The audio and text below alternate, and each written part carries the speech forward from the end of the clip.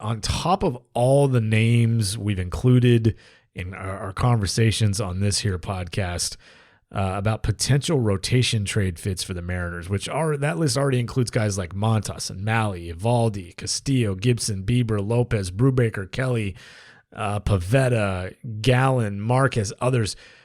We have to start talking about Lance Lynn as a possibility. Lynn started the year on the IL. He's working his way back now at a rehab assignment on Sunday. It was a knee injury, not an arm or back.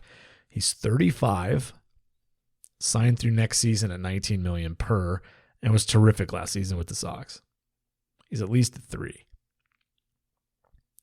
Now the White Sox, that's a talented team. They're 23-23 right now, despite the fact they have one of the most talented rosters in the league. They're underperforming, and I'm not predicting that they fall out of it, so hard that they start putting guys on the block. But they already have been hurt by injuries. And if it keeps happening, it's not ridiculous to think they might sit out the deadline as far as buying goes. And I wonder if moving Lynn, provided he pitches well once he returns, makes sense for Chicago to fill a few other holes for 23 and beyond. Like, if I were the general manager of the White Sox and Lance Lynn comes back in a couple of weeks or a week and a half or whatever it is and pitches well and he looks like a 3 or better, he's 35 years old, and my team is like borderline wild card contender, I'd be fielding calls.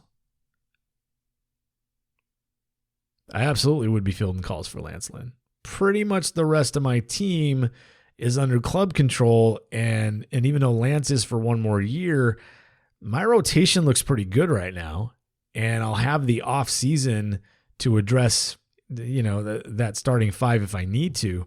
But Lance Lynn could get me something that could help. And if I tell opposing clubs, if I tell contenders out there in July, you can get Lance Lynn right now, and he can impact the rest of your 2022 and your 2023 season, well, you might be able to get something that helps you not just quickly, but with some impact. And of course, for this to matter for the Mariners, they have to find a way to be relevant in July, and they have a lot of work to do for that to occur. But this is a plausible scenario. And Lynn is the kind of non-rental that should never cost premium prospects, of which the Mariners, in my opinion, have none at the moment anyway. It's going to cost you some good stuff, but not the Julio Rodriguez types of prospects. That's not what Lance Lynn costs. Keep an eye on the White Sox over the next month, and if they struggle and Seattle flips it around, we'll go a little deeper on Lynn as a potential target. But that's a name that I think we should just keep an eye on, and that's a team that we should keep an eye on.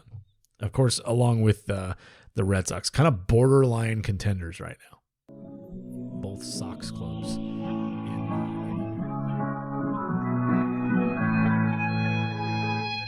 Hey, it's Jason Churchill. To get the full episode, as well as every other episode of the podcast, past and future, subscribe for as little as $5 per month by going to bit.ly/getthepod. That's bit.ly/getthepod, all one word.